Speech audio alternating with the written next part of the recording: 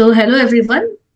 So, today we are focusing on architecting and deploying a scalable REST API for high traffic application. As a whole, is like we are into a world of critical aspects and lot of technologies are coming, right? So, we are diving into critical aspects of modern softwares. You can see modern software systems also we can consider, architecture also we can consider, and how to deploy it. This is really a very different case, and we are focusing on high traffic application, right? So these days everybody is utilizing some of the other traffic signals, traffic like mobiles and all, and a lot of glitches are there which need to be identified and it need to be rectified. So in our digital first world, because digitization, so REST API are the backbone of application communication. As I always say that AI is the backbone, over here REST API is the backbone of application communication. For e-commerce platform is a social media to the social media, API handles millions of requests daily. Okay, so that is the thing, that API is handling the high traffic application. It is utilized in high traffic application. So but when demand grows exponentially, that means it increases day by day, then how we have to ensure that API can handle thousand means thousand and thousand, if not millions of concurrent requests. So that also we have to think about. So this session will be guiding us through design principle, architecture choices, deployment strategies, and more. So ensuring REST API is scalable, secure, and performance. So we have to see all these things in our earlier slides. So let us go to understanding the APIs, right? So how to understand the API? We need to understand that first of all we have to align the REST API, right? So REST means what? It stands for representational, we can say state transfer, an architectural style for network-based software. So it leverages stateless communication and HTTP, that is the method like GET, also we can say post, PUT, and delete. So the beauty of REST lies in its simplicity and compatibility with web services, making it deal for scalable and decoupled systems, so for which it is required. But while it is easy to set up REST API, making it perform under like high load requires deeper architecture thinking, which is our focus today. So all these things day by day it is getting busy and busy, right? You can see over here in the diagram, that is client is there, HTTP, that is GET, post, delete, PUT, that is put, URLs are there, then servers. All are linked together to the JSON. So server gives the feedback from output to the input. Server is connected to the client with the help of JSON. Okay. So that is the real concept over here. So the key requirement of high traffic application is that must be capable of handling thousands of concurrent requests. That is, it depends on the performance, you can say reliability, fault tolerance. All these are crucial factors for user satisfaction. Now, what is performance? It must be coming to your mind that every millisecond counts.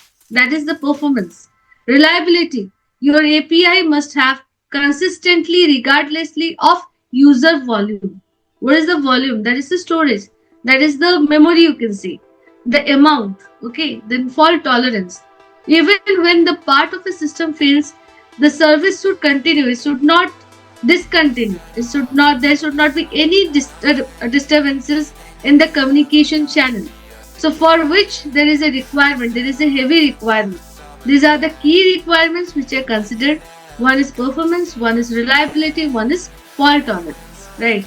So this meets the goal, and we need scalability, the ability to handle growth gracefully without service degradation. That is the thing we need to achieve, right? So we need to explore that how to achieve those through microservices, load balancing, casing, and many more. That is the thing, that is the specification which we are working on. Then the architecture overview, because we need to understand what is the architecture behind it. So one of the best way to achieve the scalability is through microservices architecture. Instead of building one large system, we break it into small, because one by one process, right? So independently deployable services, each handling a specific function like authentication, payment processing, or user management. All these are things which are very much required. So this allows teams to deploy, develop, and scale each component individually. We have to understand everything. So how to develop, how to deploy, how to scale each component, right? Each feature is individually, because one-to-one process, no small evaluation. So microservices also improve the fault isolation. If one services goes down, then other can keep running. So that is the thing, you have to think of backup, which is really a layman language which we usually use in our day-to-day life. That is the backup, right? Then let us go for load balancing strategies. Now strategy means what? You have to strategize the roadmap. You have to think that what is the future and where we are going. What is our objective? That we have to identify, we have to strategize. What is the time consumption? How many things we have to balance? All these things we have to evaluate, right? So over here we are evaluating load balancing, because traffic jamming. Traffic jamming means what? This is signals. It's a game of signals, right? As a layman language, if you are telling them signals, that is traffic. If traffic means what? Information. Signals carries what? Signals carries the data. Signal carries the information which we require and which we want to send from one transmitter to the other transmitter. That is the data communication. If you tell that what is the importance of this, that is the data communication over here. So load balancing, that is handling the high traffic, requires distributing requests efficiently. So enter load balancer. It balances, right? 1, 2, 3, 4 sequentially, one by one data it transfers, right? So that is the balancing. That is the feature. That is the uniqueness which is required. So load balancer directly incoming APIs calls to available services, preventing any single server from getting overwhelmed. That is the thing which is required. Load balancing, when it happens at multiple layers, that is, we can take for example DNS, application, and network layers. So by spreading the load and automatically rerouting traffic in case of failures, load balancer enhance availability and reliability, right? So these are the two features you have to understand, that availability and reliability, right? Then going for the casing mechanism. Another critical technique is that caching. So caching means what? Storing the frequent data temporarily for faster access, you can say. Temporary data. We have to store the data temporary for the faster access. So instead of hitting the database for every request, we serve data directly from one, or you can say in-memory stores like Redis, REDIS, or Memcached, MEM, then CACHED, Memcached, we can say. So caching reduces the backend load, decreases latency means delay, and enhances user experiences. So we also over here explores that how to implement the smart cache invalidation strategy to ensure data accuracy, because data accuracy is the most important part. Whatever information you are sending, those information should be received by the receiver, nothing else. Okay, so there should be some mechanism. So database optimization over here. The database is often a bottleneck in high traffic API. So choosing between SQL versus NoSQL database, that is based on your data structure and access pattern, is critical. So techniques like shedding, you can say splitting data, and replication, that is copying data for redundancy, which helps to improve what? It helps to improve the performance. So we should not forget that indexing and query optimization plays an important role, and because of that, even the best architecture can crumble under slow queries. Okay, so we should never forget indexing and query optimization. These two are also playing an important role. So database optimization is, so we should not forget indexing and query optimization, though we are giving important to database optimization. So asynchronous processing. So asynchronous processing means is a game changer for heavy traffic or high traffic APIs. So some tasks like sending emails or generating reports take time and shouldn't block user requests. That is the acknowledgement. So by using messages queues like RabbitMQ or KF Kafka, we can say Kafka, or we can offload such tasks to background workers, freeing the API to respond quickly. So this ensures a smooth user experiences even when handling the complex operation. So security is a major role, security consideration we have to consider, and that is the top priority, right? That is the top priorities. Without security, anybody can attack, right? So high traffic APIs are the prime target for attacks. So OAuth, you can say authorization 2.0 and JWT helps secure endpoints with robust authentication and authorization. So we need also to ensure data encryption, that is HTTPS, and encryption at rest, and regularly conduct security audit to identify and fix the vulnerability. That is the, what are the things we need to fix, right? Like firewalls, you can say, that is also providing some, everybody is aware of this example, so I give this example because we should know that what is the actual example we can fix over here, right? So monitoring and analytics, in this case we can say that those are vital for understanding how your APIs perform and indexing issues early, right? So tools like many tools are there. So New Relic is the important one, which provides real-time insight into traffic, latency, error rates, and many more. Okay, so I take the tool which is important, that is New Relic, because it controls traffic also, it gives us the report of latency also, error rates, and more. So analytics helps us to make the data driven decisions about scaling, optimizing, and securing.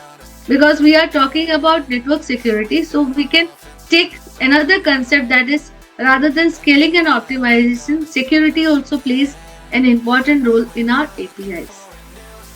So development or deployment strategies over here. Deployment is like where everything comes together.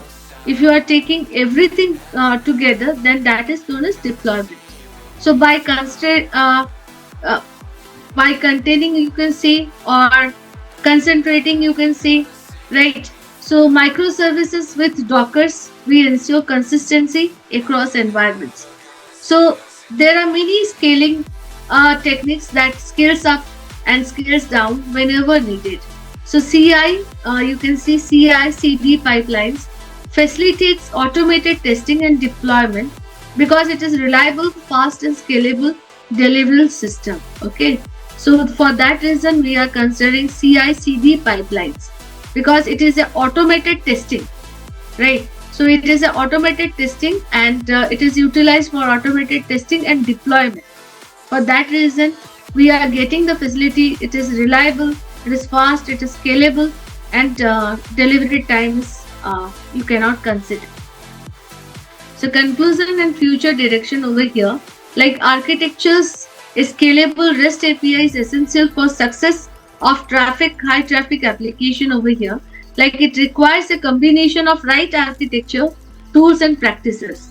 So by focusing on microservices, load balancing and caching, database optimization, security, and monitoring, you can create over here API that handle high traffic effortlessly.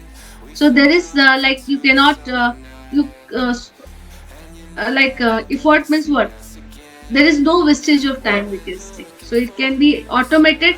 Because it is automated, it can be handled within the automation design only, right? So looking ahead, we can say that it is serverless architecture, and AI driven scaling might become the next big innovation in this space. So these are the things you should remember, and that is the um feature for which we are utilizing APIs, REST APIs for our future purpose also. So in case of hands-on, like today we will be doing hands-on, how can we design a REST API that ensure high availability, security and low latency while handling thousands of concurrent requests. That is the thing which is really important, and we need to understand the basic behind it. Okay. So the architecture we need to select. What architecture would you choose? First one. Then you can go for how would you implement load balancing and caching. The second question. How would you ensure security and monitor performance? That is third. So what is the architecture? What is the implementation? How you will provide security, right? Then only you can go for it and build a robust model, robust system step by step. So understanding the high availability is the one which is very much important, that it refers to minimizing downward and ensuring services are very accessible. Using load balancer, you can distribute traffic across multiple services seamlessly. Okay, so this is the one. Let us go to our uh, program, which is very much important. Let us go to that, because hands-on also we should see. So you can see over here that we have opened Google Colab notebook again. That is for the practical implementation. You can go for Python also, but it is really very much easy to do the programs in Google Notebook, because all the libraries are available and you need to only install it, right? So you should know how to install it. That is also required. So here installing and then importing we will be doing as usual. So pip install first, all these files we have to install. You install this, then install Redis, install slow APIs. All these things we have to install, otherwise it won't run. Okay. Then from slow API import limiter, then this one slow API until this. So all this thing, after all this thing process only it will take place. Otherwise you will write the program but it won't run. Okay. So after this slow APIs, that is you can say that it is installing dependencies. Okay, it is installing dependencies. Then if you are considering like fast API over here, okay, this is the thing, fast API. Then you are uninstalling this one. Then install Redis, because let us consider what is not uninstall. Install slow API, right? So like fast API, the first one is for the framework, right? Unicorn is for fast API applications. Redis is for use for caching, you can say. Then we are uninstalling, let us not discuss about. Then gun, here we have taken another one. Acha, slow API we have taken. So that is library for rate limiting. Okay. So these are the things we have taken into consideration. Then we are like from slow API import limiter, that is importing the required modules. We have to import this. So slow API import limiters we are doing. Okay. So these are the things we are importing. Then get underscore remote address, all these things are considered, right? So if you are not doing all these things, then it won't run. Again and again I am telling. Okay. Then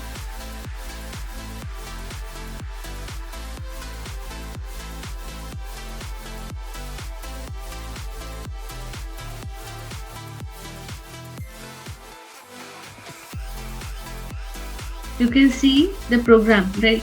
From fast API, it depends on HTTP exception, that is like used to raise HTTP errors. Okay, so this again you can see there is from fast API to this fast API security, PyDynamic, that is base model. Okay, then Redis limiters, get remote address, all these things you can tell that. First of all, fast API, first see all these lines. I'm explaining all the 1, 2, 3, 4, 5, 6, 7, 8.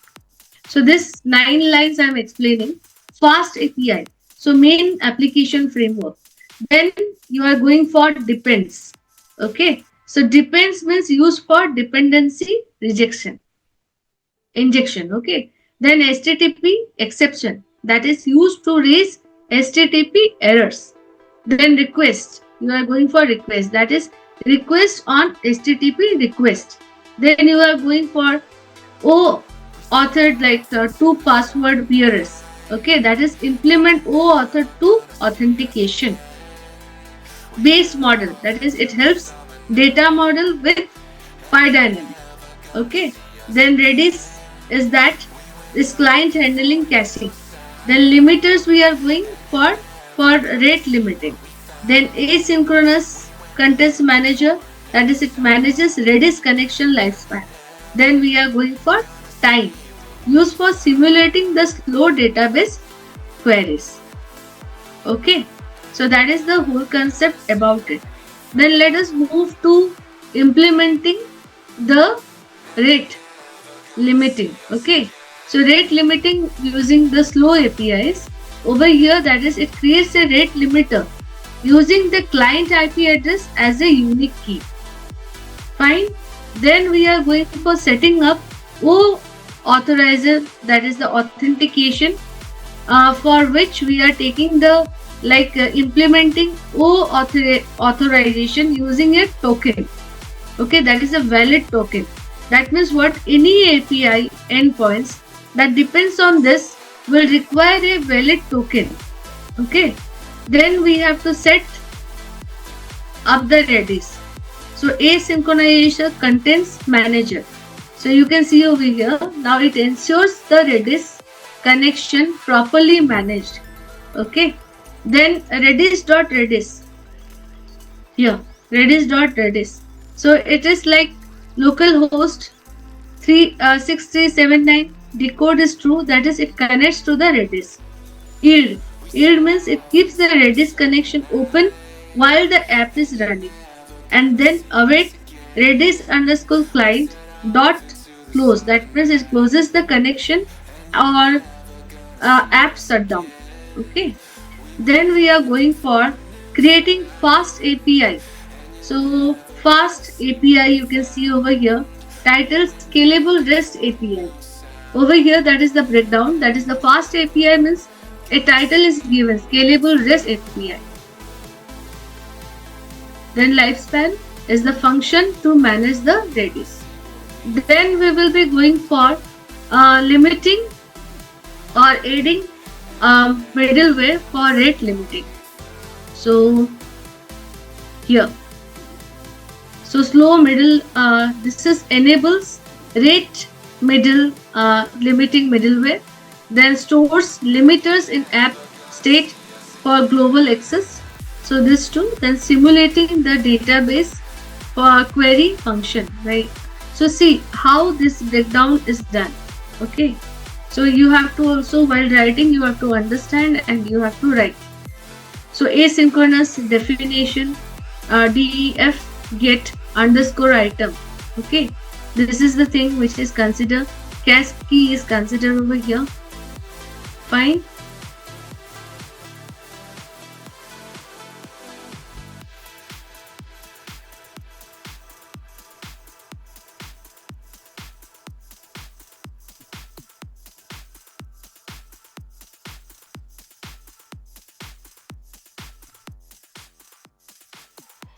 Then we are going for caching the data. Remember how you are writing. Okay. So here the maximum request which is done is 10 times. Fine. Then we have to check if the item is cached in Redis. Then we are going for the fetch. We have to fetch the data from the database and cache it. So this is whole about. So you can see how the things are done. Then you can go for runtime. You can run all, otherwise it won't come.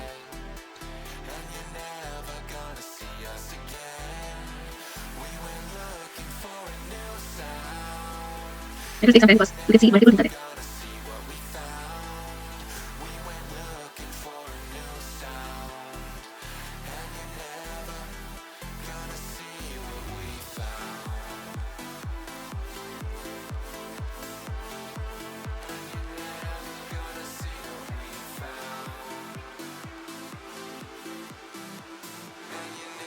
Please run it. It will take some time.